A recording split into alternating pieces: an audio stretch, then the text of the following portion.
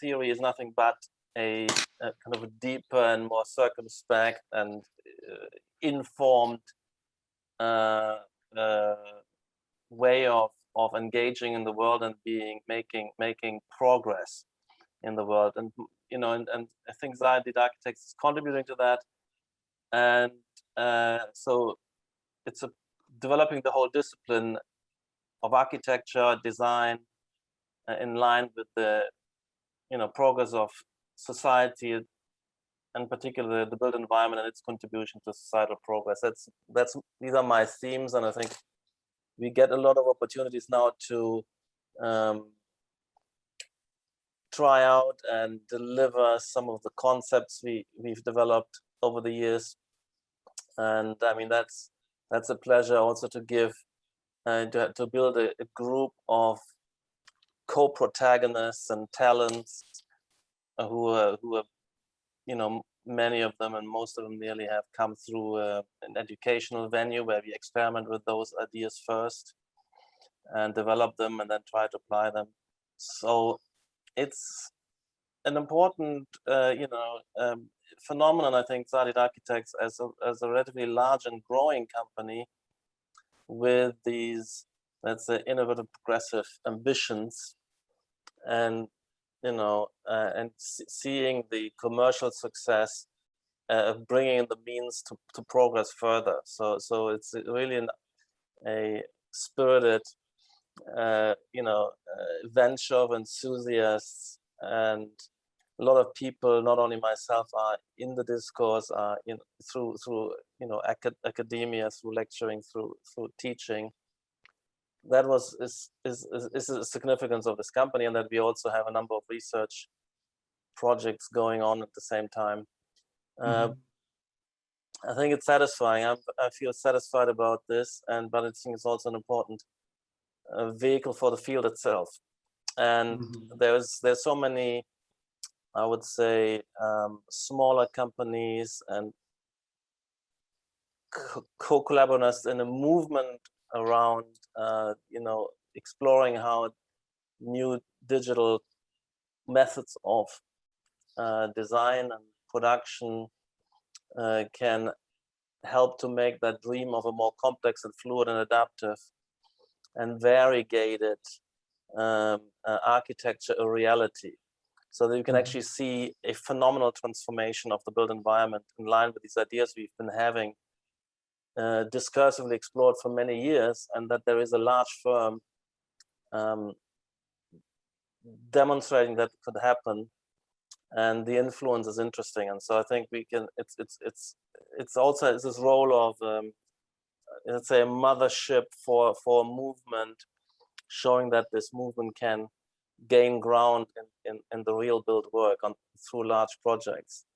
I think that's a significance as well. So I'm still thinking that the discipline is backward in many levels, that we have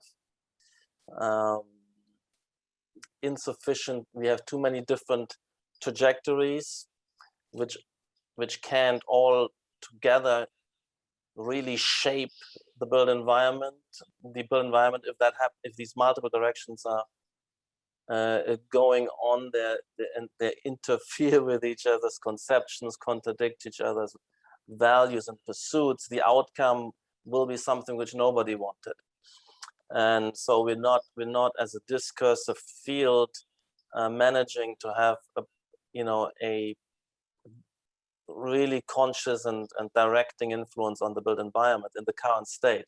So I think for me, therefore Zaha Hadid Architects is an important element in that, let's say, ideological, I mean, I wouldn't maybe say ideological, but that finding a direction and defining a direction for the built environment, for architecture and the discipline. At the moment, I feel we're very fragmented and in a sense dysfunctional as a field, and the built environment goes on and proliferates with outcomes which nobody wanted. And so I think that is interesting, because you're basically putting a research and a kind of developing I'd say maybe a dogmatic approach to... Well, let's say put it in an approach that is trying to, there's a discursive grouping which I think contains the best and brightest, and I think, of our field. There's also criticism within that movement and self-criticism. I mean, notwithstanding, nothing is perfect, but there is a movement which Zaha Hadid Architects is a part of, and an important part of, which I think should gain more ground. So yes, I'm talking about making real transformation of the built environment and the way we shape buildings within that, and the ethos of connecting up buildings into fabrics on a new level of complexity, and daring to innovate more radically. So I think that the new, and it's spatialities and morphologies, can and should be quite different from a relatively well-rehearsed and retrogressive, I would say, approach which I find dominates recently the field, which there's kind of a retro spirit. That's my analysis, and that means that there's these current decades, which should, I think, really develop a radical transformation of the physiognomy of the built environment, similarly to 100 years ago. That would be, I think, exciting and progressive. And that isn't happening. So it is only happening in pieces and fragments. And that is, for me, an important part of the project. And to some extent, my work is geared to this, and Zaha Hadid Architects can show the way to some extent, also through larger and larger projects, also through urban district scale projects, what that built environment could become like, but also to important manifesto buildings which now operate to scale and have an economic vitality at the same time. So that is very good, but it remains isolated, too isolated in my view. So that there's a lot of work to do, but that's what I think. Yes, dogmatic. I think there is, that phrase is indicative of, let's say, a discourse which is hesitant to think through what would be the best or and most congenial direction for architects should to go forward. What would be the values, the methodologies, the principles, which like a paradigm around which a collective effort of the field could gear around and make really an impact. And as I said, you can't expect to have an impact if there isn't a paradigm. You go back to kind of fundamental questions, or you're trying to go at the same time in 3 or 4 different directions with respect to the city. That, for me, is highly problematic. Then there are those who can eulogize these kind of the pluralism of approaches, etc., and in a sense stay away from a discursive confrontation because it is inconvenient and people are too much invested in their projects. And that's where I find, let's say, then the phrase dogmatic for me is becoming that's what I'm facing a lot, but it's not meant to be dogmatic. Dogmatic is something which is insisting on opinions without being open to critique and without resorting to argument. And but for me, it's a highly argument-based and discursive process we need to open up more to, and that's why I don't think of myself as being dogmatic, but as somebody who is kind of outspoken and decisive about what I think the direction of architecture and built environment should be.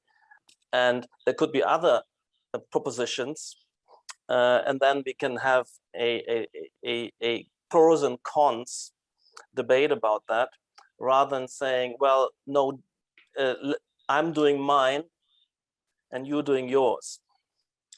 So, but you know, I think the way you just put it sounds as if the plurality is kind of coordinated by something, somebody. No, yeah, it's the polarity is too convenient, and particularly if it becomes a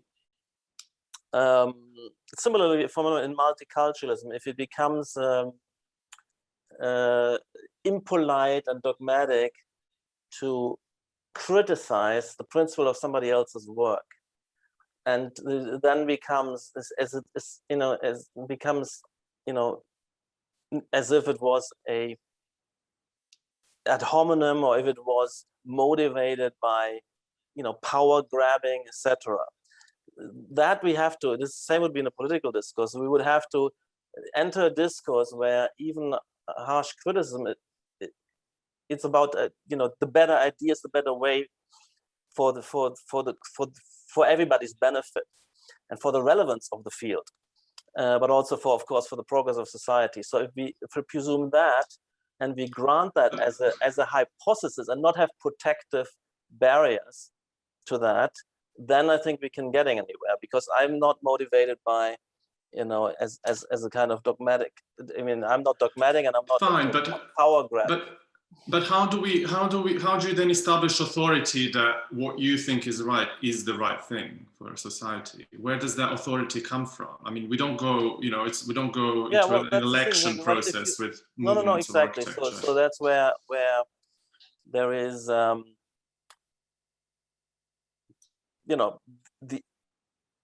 the writings and lectures and debates one could enter into, and so that it's complex, and variegated strands of arguments need to be kind of gone through. Historical experiences need to be reflected. We need to also, the onus is also on, let's say, competent participants in this discourse to understand where society is going. So to not be an original contributor to political economy and the theory of modern society and postmodern and post-modern society, but to survey the discourse and understand the trends. I mean, this is controversial too, but but still, we need to be resourceful in this respect. Bring that into a debate, and then see what the built environment and architectural design, methodological and value discussions, consequences and echoes of this larger societal project one proposes are. So I think we need to be, it's not something you can do, shoot from the hip, where you can, if you want to, there should be sufficient number of people participating and open to this to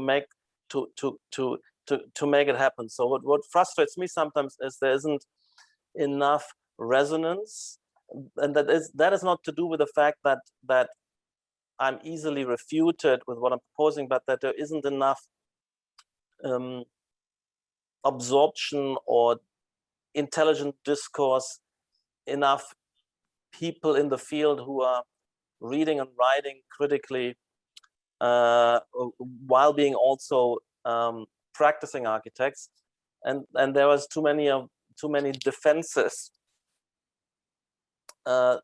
thrown up. So I'm sometimes saying we need to break through this. We need to kind of undo some of the or reform the discursive culture, which we have settled into in recent times. And my analysis also, why do we have that kind of discursive culture?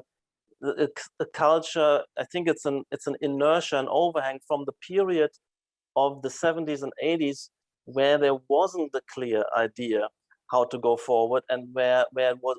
But what was clear is that the modernist paradigm was falling apart, and there we needed this kind of, let's say, spirit of freewheeling brainstorming, allowing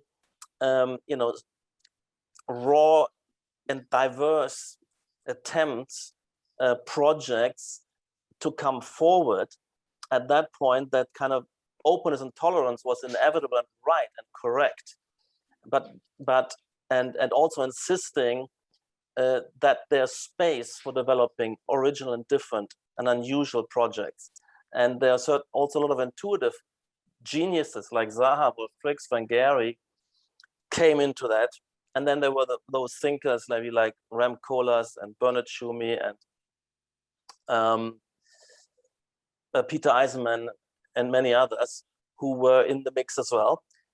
But there was a spirit of, and had to be a spirit of that principled tolerance, because all these projects were nascent, raw things which had to be tried out and thought through. And that changed totally the educational environment. That brought forth the AA, for instance, and the unit system where everybody has their own project, and rightly so, and is protective of that. And that's the protectiveness of an early incubator situation where you can't answer all the questions yet, where you shouldn't be challenged, that you haven't thought about X, Y, and Z, and various conditions of pragmatic, legitimate questions have to be, let's say, taken away to allow this to flourish. And therefore, whereas you would, if you put Shin's work as an example, from the 80s in front of a set of, let's say, German professors from a technical university, they would have shut it down, and that would have been wrong. Now, when I think 25 years later, but already 10, 15 years later, there needs to be, these projects need to start answering some questions. They need to show some, robustness, some kind of fruitfulness, and then more and more accumulate that. And we've gone through that actually, and there is the AA in the late 90s and early 2000s, as well as some other universities, they were doing that. We were testing these new, seemingly radical and very different and maybe absurd ideas, and testing them in various programmatic conditions, on various scales, with various types of programs, but also technologically what it implies. And we have to reinvent everything. How do you put a window into a kind of blob or aperture? And we have to talk about apertures and etc. And how do you articulate, differentiate, and have qualitative differences in something which at the same time is seamless. So we worked through all of these problems, and we need to start showing that this is viable. And that's why it's important that some build examples come along. So that's the thing. But also be open to criticism. And sometimes you go into competition situation where you also present and you query it by juries. These are all very, very healthy conditions. But I feel therefore that that means somehow, to some extent, the educational academic environment also had to progress beyond. So if you look at DRL, the way we're working, we had sometimes 3-4 units, and we don't have isolated strands. We set up programs which run across several years. We work in teams. So there's different structures. We're required to have that cumulative, go from this kind of a revolutionary period of paradigm search to a tentative convergence upon the paradigm, and then the paradigm elaboration, and then application and cumulative build up. And then you need to you can't go back to principled arguments. You need to kind of converge. And then this was kind of growing as a movement, but in the end, I think the 2008 crisis and many other distractions, it got swarmed and pushed and fragmented. But I think that this model, for instance, of the AA with these units, this kind of avant-gardism, it can't be a permanent condition. An avant-gardism plus pluralism can't be a permanent condition. You need to there are cycles of innovation. And you find the same thing if you look at modernism. You look at the 1920s, the explosion of this style and constructivism and suprematism, and the mixture of artists with philosophers and architects at the Bauhaus. But then look at the late 20s, when this converged, when the expressionist branch was kind of shut down, it was started to align with industrialization, with the new condition of the social movements and workers' homes and industrial architecture. And the Bauhaus looks in the 1928, 29 looks very, very different from 1921. All the artists were gone. You might not like that as an artist, and there was a coherence there, and the rollout possibility. And then you do have the rollout, and you have Mies, Korb, and Gropius. When they first started in pre 1920, they're still there and working through their projects in the 1960s, and delivering that. And there wasn't every 10 years something different. But then you have revolutionary periods, late 60s, 70s, 80s, where it opens up again. Postmodernism, ad hocism. Isn't it that the world is just getting ever faster? Maybe it is also getting faster. That's what I would have thought. So this modernist era was about let's say 60 years. I mean, 10 years in advance, and then 10 years of disintegration, something like that, or 15 years.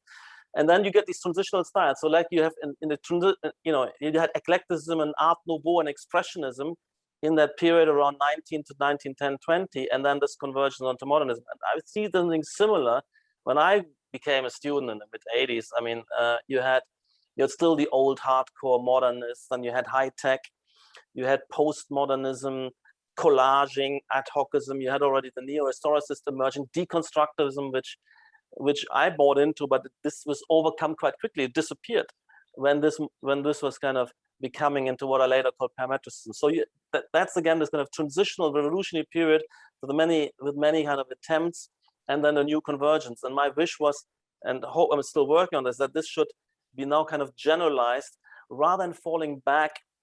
And I think that kind of a retrograde kind of minimalist, which is another version of a refined modernism, or what you now see in London all over the place, this kind of neo-rationalist brick modernism, and it's become so standardized. But it's the retro.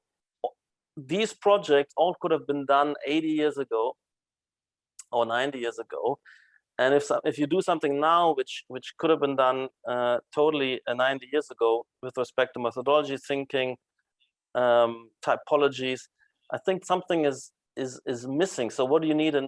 A discipline with an academic branch and research and avant-garde and exhibitions and debates for, if what you're doing is exactly the same what you've done 90 years ago.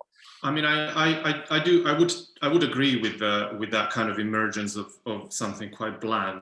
That it seems to be a kind of movement that I don't know where it came from, and but perhaps is a refined. And then there's a kind of you substitute that. I mean, then you put a rhetoric on top of it, which is exclusiveness and ecological conscientiousness and small footprint, which we shouldn't. They should be the drivers. They're taken for granted once you know what the qualitative built environment and the quality for qualitatively new life process should be. Then you can think about how to make that deliver that with the lightest of ecological footprints, rather than saying this is new and different and good because it is conscientiously giving the engineers the space to make that zero carbon. That's a total cop-out. We don't need architecture for that. I mean, a discipline for it. Right. Okay.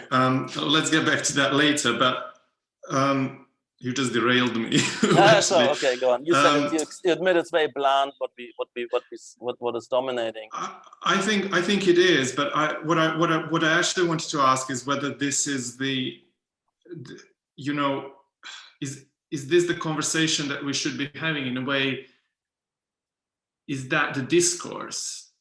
But because I don't feel it's a discourse. I feel that is just an aesthetic judgment, really. Well, okay. That's currently fashion, terrazzo and yes, brick. I think the discourse I mean, that's why, you look, I'm not, the movement which I'm part of has migrated from, in its original formation, it was much more philosophically and sociologically and politically discursive.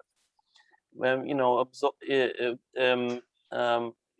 tied in with, let's say, the work of Deleuze and Guattari, for instance, and conceptually very innovative and radical. So and then when it and as these things were settled as principles and paradigms, and then as we had formal and morphological and computationally generative strategies to bring these concepts forward, for instance, field conditions with gradient transformation and qualitative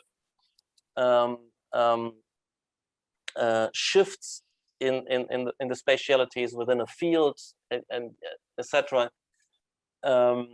Mixed use, of course. I mean, it was congenial in many sense, because you also was about integrating into existing contexts and multiply affiliating to different, also incongruent aspects of an existing context.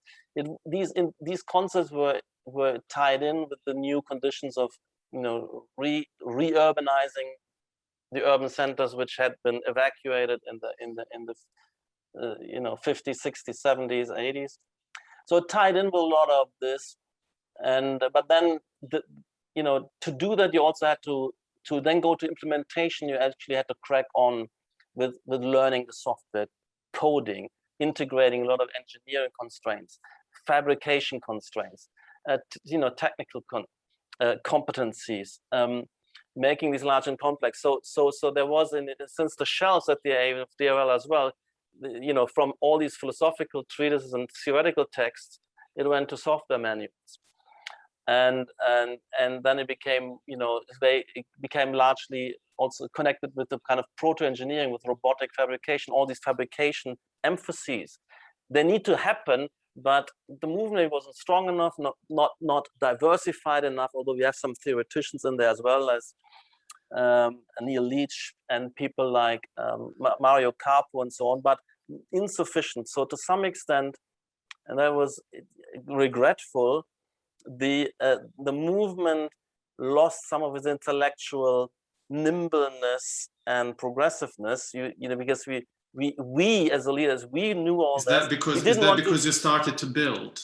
Starting to build, and also student generations. Is that where you lose a little bit of the kind of intellectual? Not me, because I have it all there. Not you, but you as a movement. But the movement, because there's new people coming in, and they're now socialized into the current problems, the current frontier, without having, we try it with a seminar and so on, but I've given for years seminars, I've no longer have time for this, but so they're trying to catch up, but the actual frontier, what we're working on, is presupposing all that. So it's difficult. It's very difficult. So then you feel you get that sense, oh, this is kind of, these guys are, whatever, computer monkeys, and they're kind of mindless, technocratic. That became a kind of a prejudice, perception, and maybe sometimes when you only meet students and what they're working on, that is the appearance you have, and it's hard to re-inject, but we keep trying every now and then, and to re-inject the what it all means and why it's important and what's so radical and different about it, and that it's closely linked to new social societal dynamics,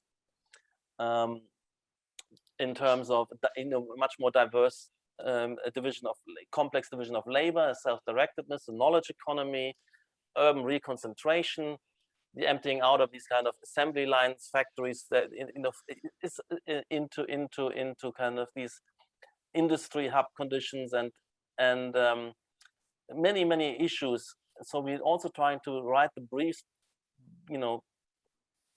such that we address these contemporary problems, and locate them where we think the frontier of developing, let's say, post-Fordist network society spatially, where they would be. So that comes through in that extent. But it's been a struggle. But isn't it also that you kind of need a strong opposition as well?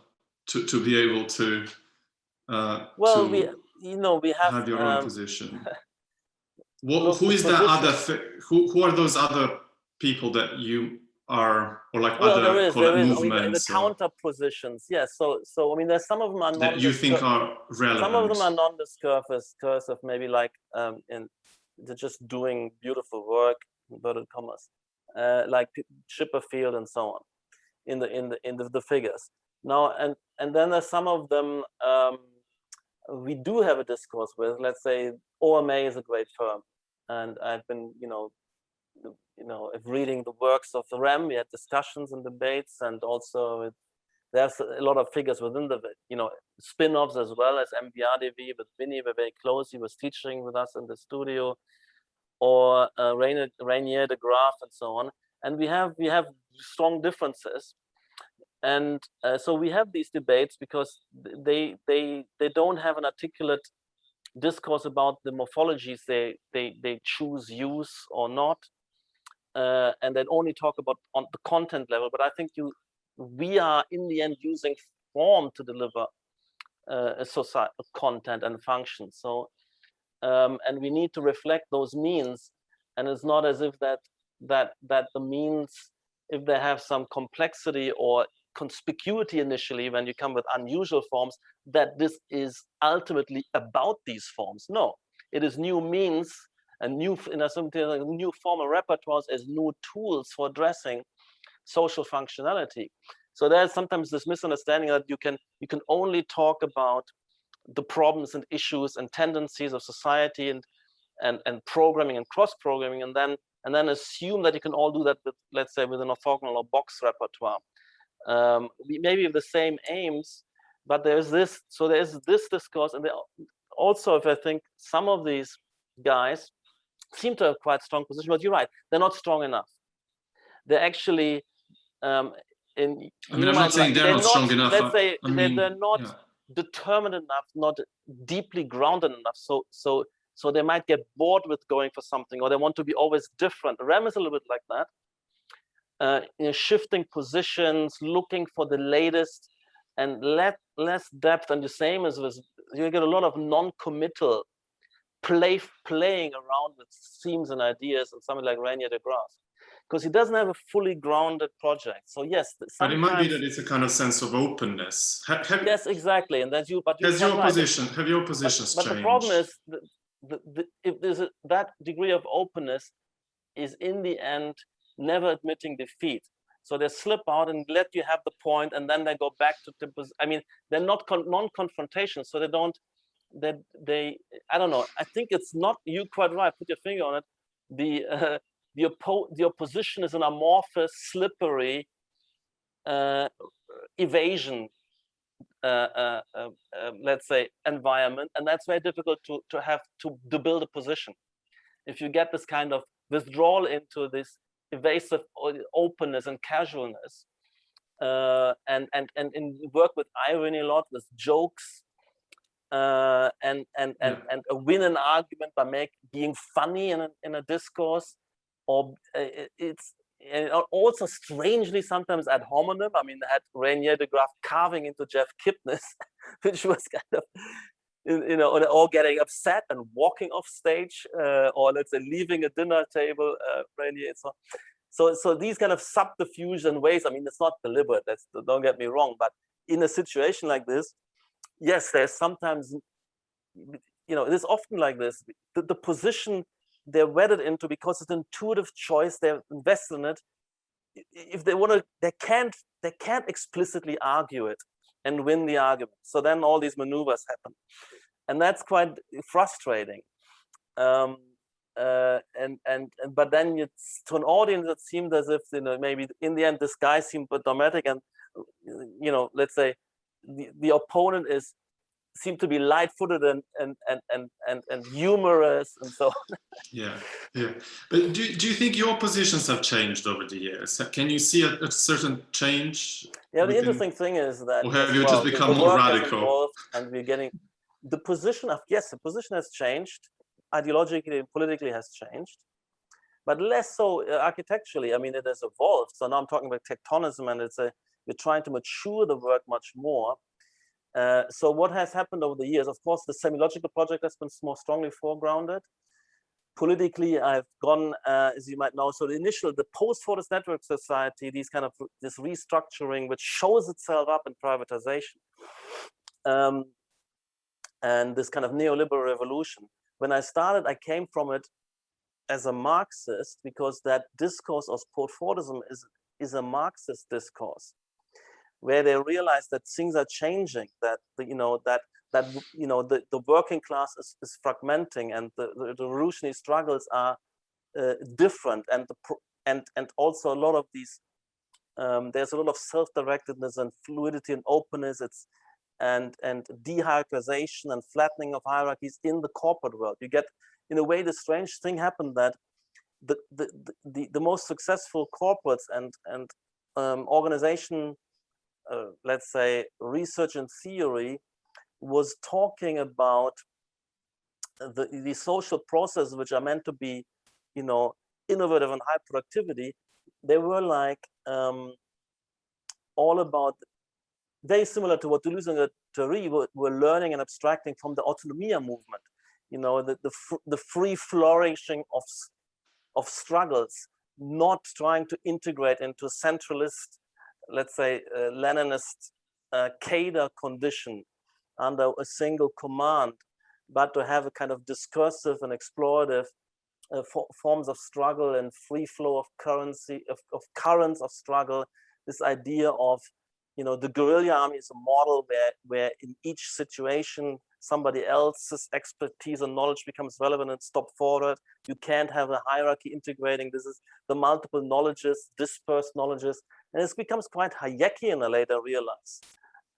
And that is also something you'll find in the corporate discourse. That you can't have command and control.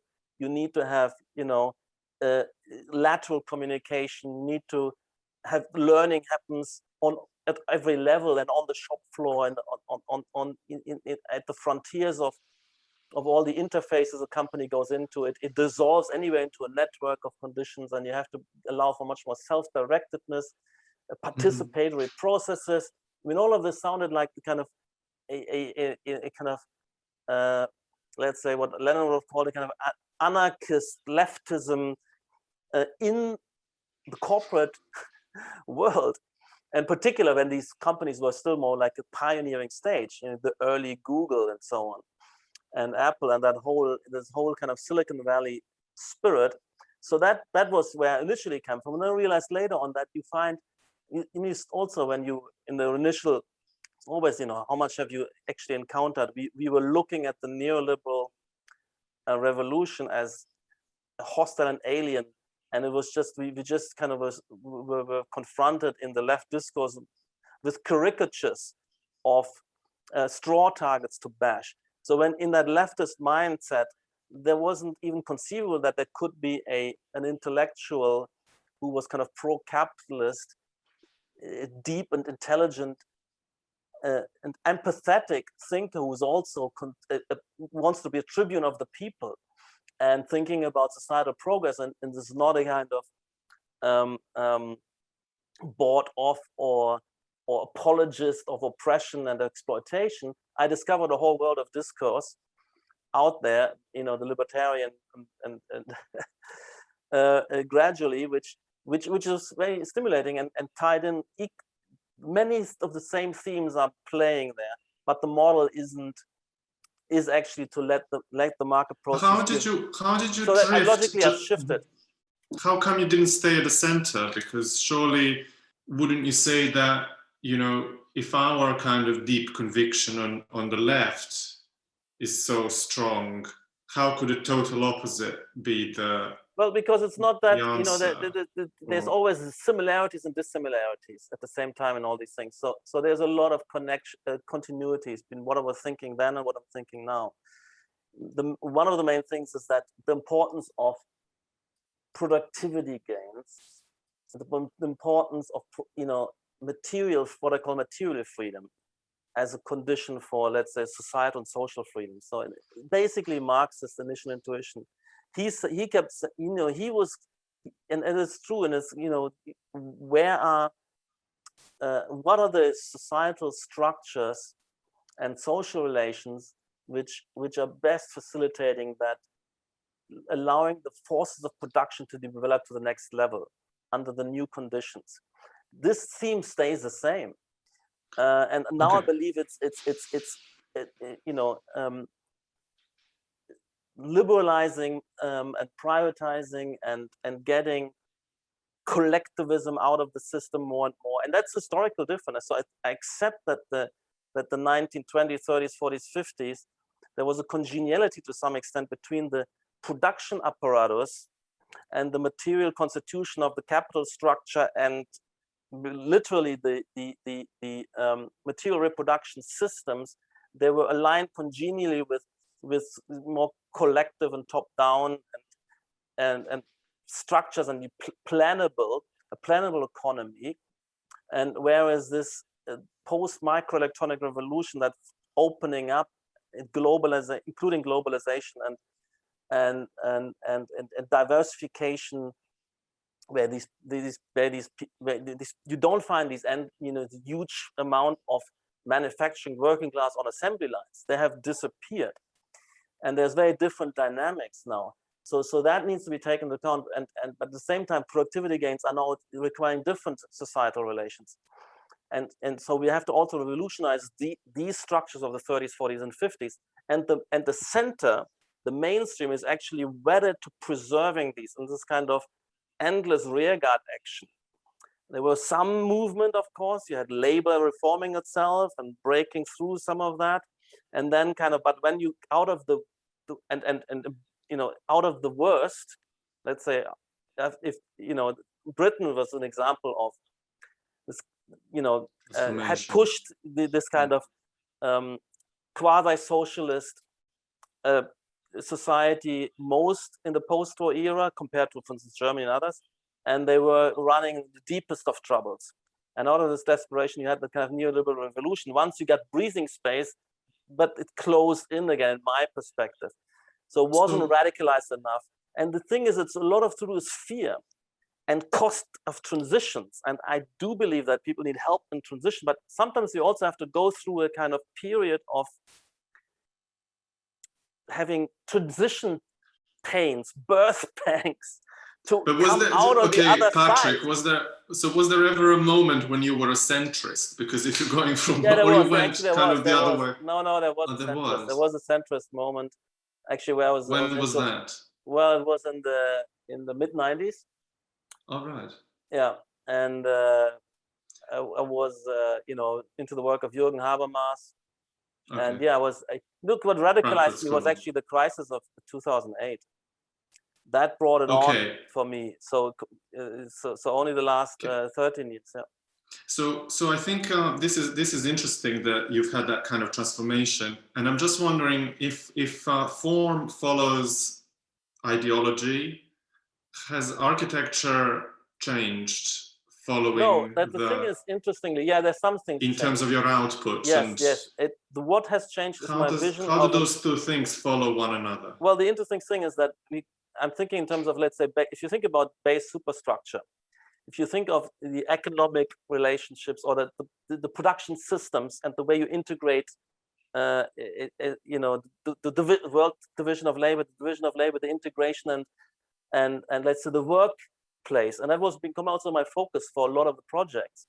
That's where I think it originates the life processes which are most productive, and that has a lot to do with production technologies and how to innovate and how you need to draw in more participants and more complex and layered innovation processes, and what that means. That remains stable. I had this already in the, let's say, in the late 80s, early 90s, and you know, the Deleuze-Guattari diagrams of the rhizome of smooth versus striate space. These, and I'm still saying these things, but the superstructure, the political superstructure, which would be congenial to allow this to take place and take off, that layer changed.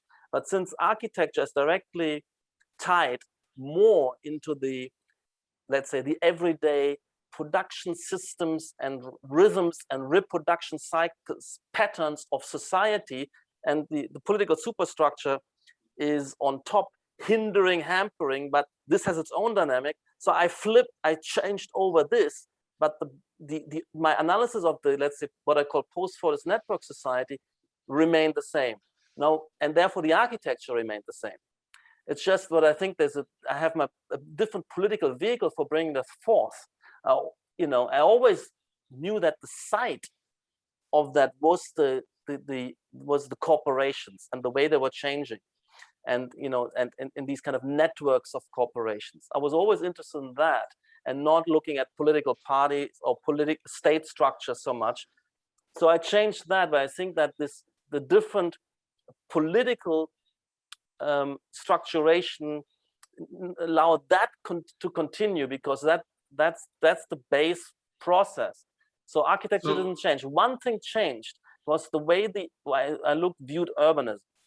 Because when I shifted to this free market and anti-planning, anti-state, anti-collectivism, anti-collective action actually approach, but very much a collective discourse, but not collective action. Then I changed my model of parametric urbanism. Parametric urbanism was initially tying itself with making that kind of single author, top-down, working with planners, parametric city. And later on, I realized I had to give that up, and we have to find a way of having a bottom-up, emergent, a weaving of that texture, and we have to give up that overarching planning framework. And that also was something which makes it much harder. Because But so parametricism could have easily been produced by a Marxist. Yeah. It's certain, yeah. And then Marxism, as I said, Marxism has also evolved. I mean, within Marxism, you have a lot of these strands.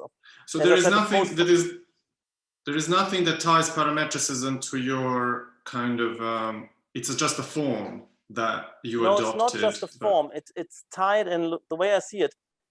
Both Marxism. That's why I don't emphasize the contrast, for instance, between Marxism and, let's say, Austrian economics, Hayek, that discourse of institutional libertarian economics and politics. Don't overemphasize that contrast, because they share a lot of things.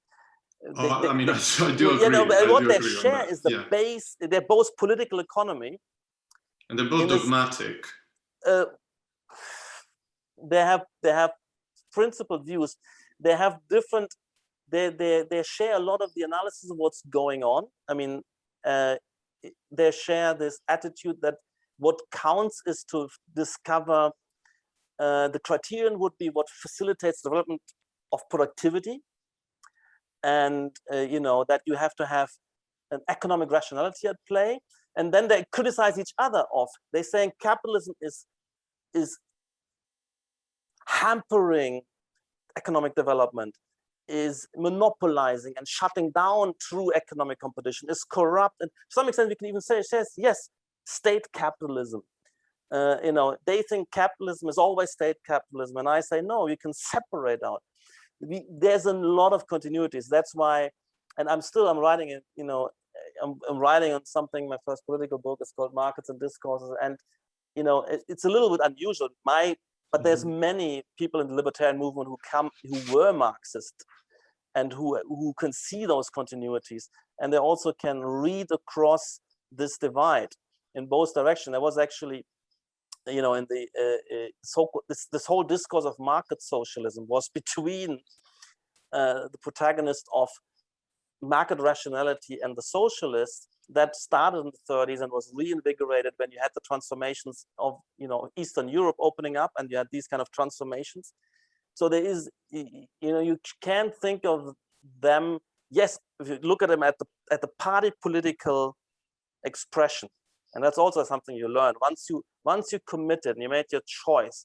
When you're in the Cater patio, in that final expression of trying to take, let's say, make inroads and take political control, the discourse is different than in the underlayer of the intellectuals, the sources where they read and communicate with each other. and where there's a lot of cross currents and learning across these divides. I mean, the amount of, I'm sure that Hayek has been read a lot by many left economists, and I keep reading left economics. And also, you know, so I think it's.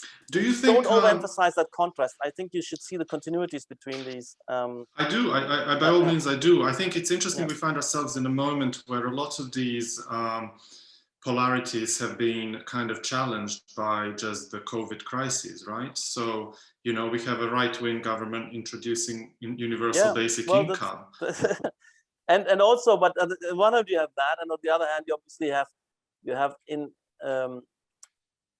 if the discursive mode and way of expression shifts from books to tweets in an extreme, but you know, in between there's of course, and I appreciate a lot YouTube videos and so on, that there you can do more, and some of them are 2-3 hours. That's fantastic. But if there's a general kind of acceleration and compression of arguments, then that becomes self-polar, one aspect of a polarization.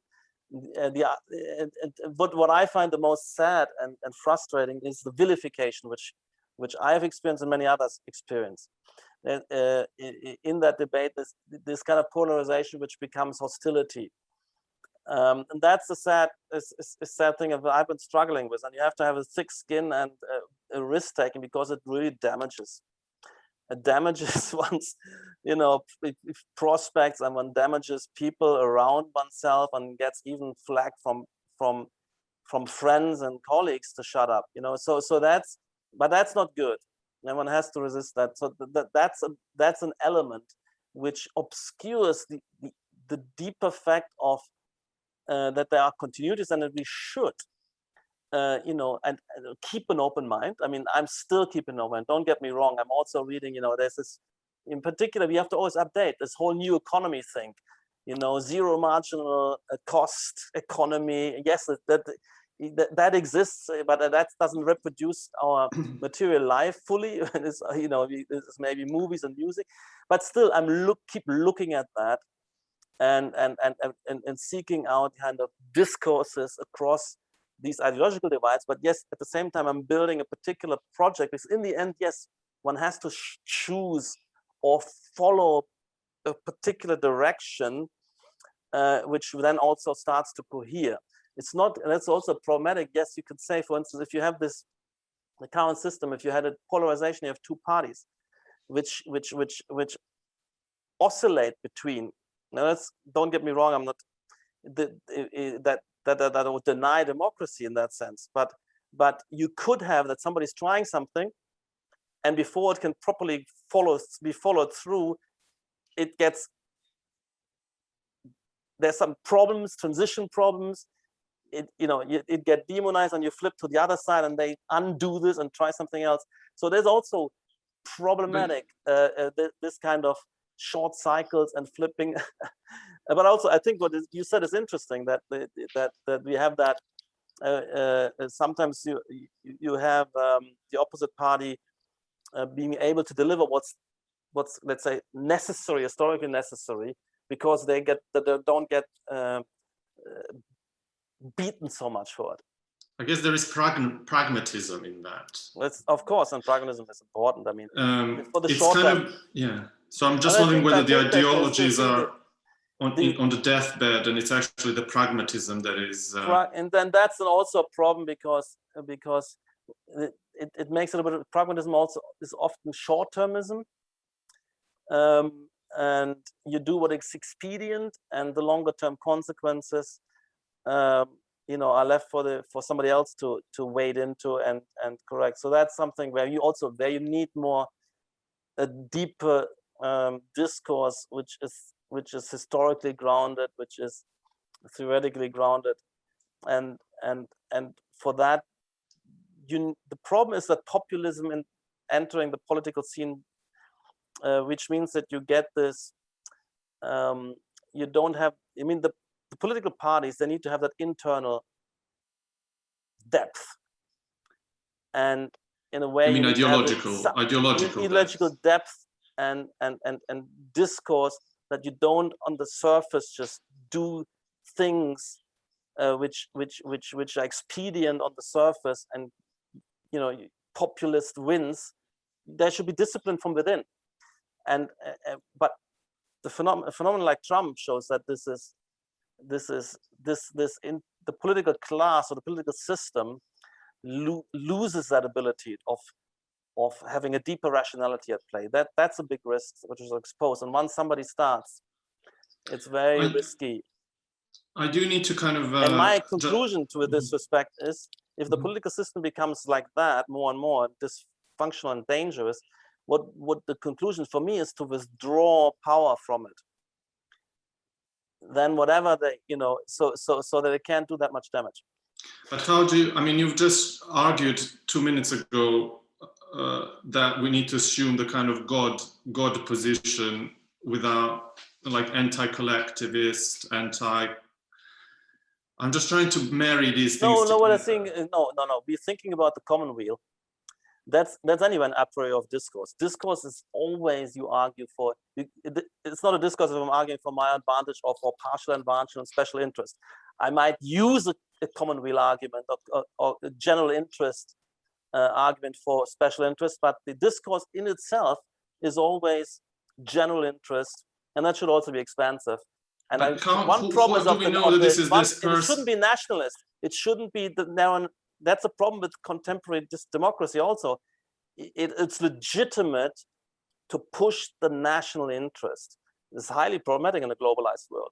So there's a strange tension there. So my point is, ultimately, we are arguing, let's say, for the collective project for humanity, for everybody's collective interest. But it's only you who knows what they need. No, and that we know, we need to discuss it.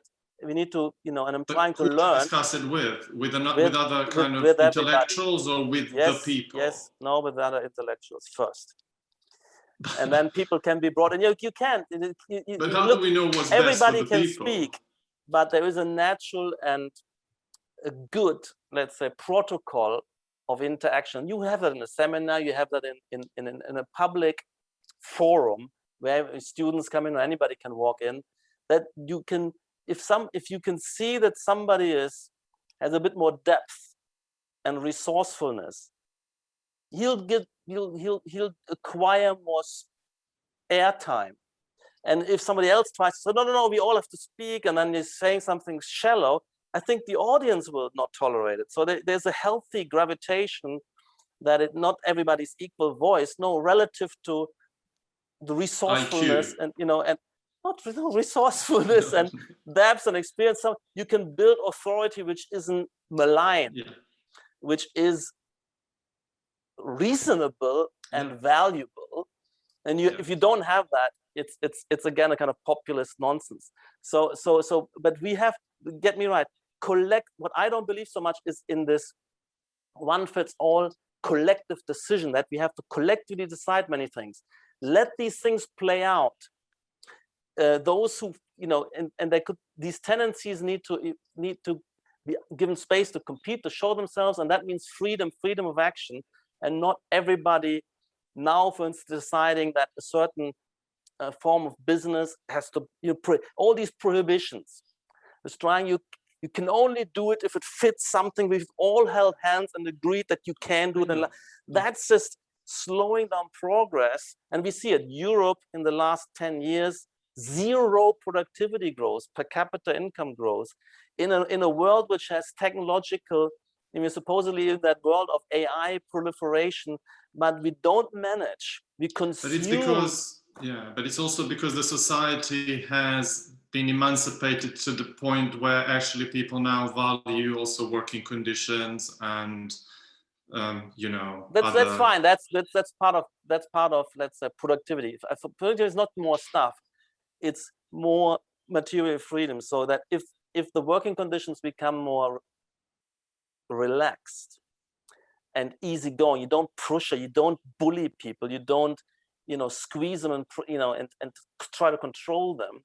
It's also this idea of self-directiveness, which is very important in the knowledge economy.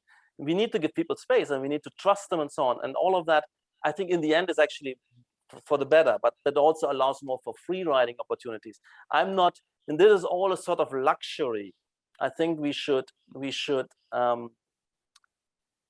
count as maybe there are, maybe, you know, per capita income, if that's been stagnant, maybe there is an income of free time which has been gained in the last 10 years, which isn't measured in GDP.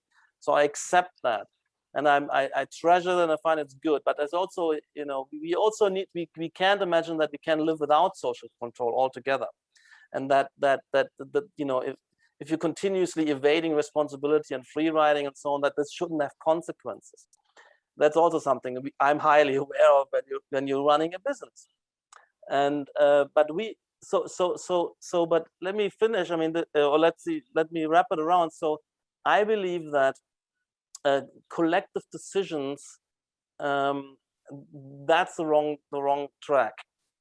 I believe that more dispersed decision making and degrees of freedom, entrepreneurial freedom, also economic freedom, and freedom of what kind of relationships you get into, and to, in a sense, we have to tolerate, and it's worthwhile tolerating. There's a cost to this. The cost is, yes, that some people, some relationships will appear to be, you know, unsound, abusive. Some entrepreneurial ventures are risky and problematic.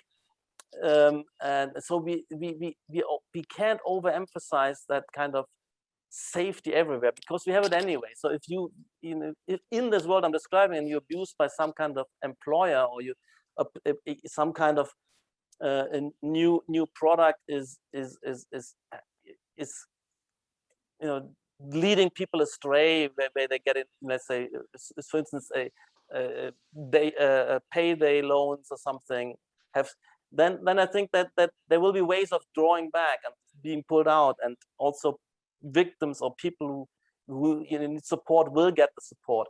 But to kind of paralyze the whole society because we are paranoid about too many things, we're seeing everywhere the dangers too much, and therefore that's what I find frustrating, because I see, in the end, I see stagnation, and I think that's a huge shame.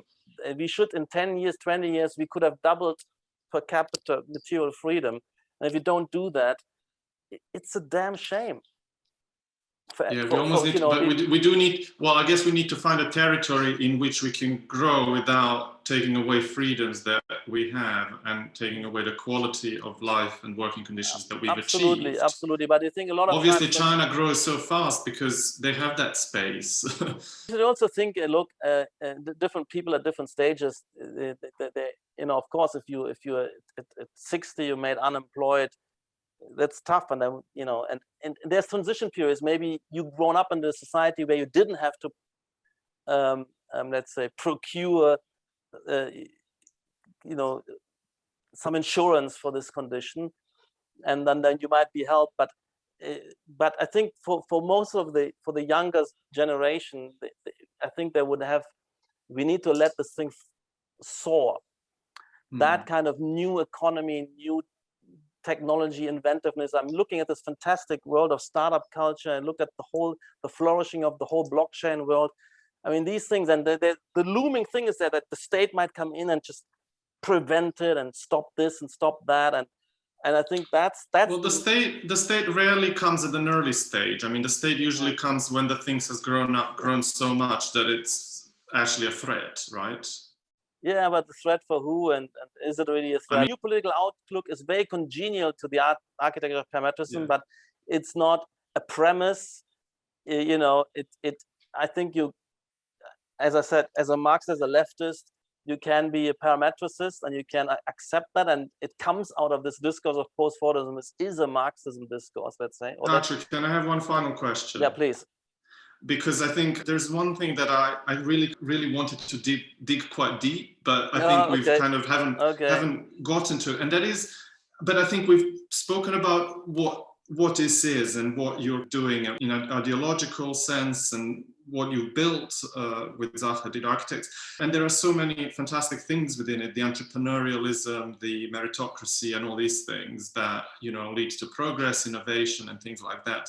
And I do want to ask finally whether this is a kind of DNA the company. And it'd be quite nice to reflect on Zaha Hadid herself and to actually see whether some of these aspects or some of these things that we've mentioned actually very much come from her as, you know, as a person, as the way she worked. And yes, she's not the only source, but definitely a source, of course. First of all, her interest in progress, in you know, in terms of material progress, technological progress, and also continuous innovation and escaping one's own limitations and reinventing oneself. But first for society as well as for the creative process. Also, this idea of a creative process which isn't a top-down process. I mean, it is something where many people have a chance to participate and come in. You know, also somebody with a big mouth and energy, young guy I joined, and there are many others. And that openness, also the way we were teaching group projects, complex, large projects, these challenges of complexity, of radical innovation in the means of architecture, but seeing them as problem-solving repertoires, seeing that application. And that's why also we developed this curvilinear, you know, freed the line into a calligraphic free kind of pulsation. And then we addressed project with this. We then drew up a plan where we tried to optimize for multiple functionalities, multiple entrances, fitting that.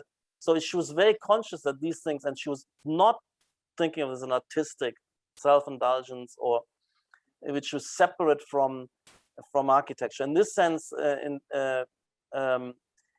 then very much embedded in the discursive culture with through Rem, Elia, with, you know, that language. So it was always a movement she wanted to be part of. And it was very much also you. So if you look at the company now, what is it there that was the thing that Zaha gave you, and what is that thing that you gave Zaha that kind of manifests in what we see today? The audacity, I mean, I was attracted to these fantastic works, and I had intuitively grasp on it.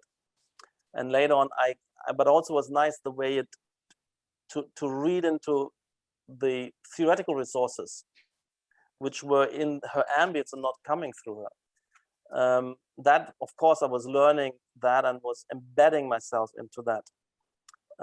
Let's say deconstructors and post-deconstructivists. And then also, of course, what I brought to her, the connection with the next generation, but she also thought that she was maybe the youngest deconstructivist, the oldest proto-parametricist, but you had a lot of friends with close connections with people like, you know, Greg Lynn, Hani Rashid, and many Schuler, McDonald, the whole kind of folding in architecture, proto-parametricism, these were our friends we connected up with, and it was also through me.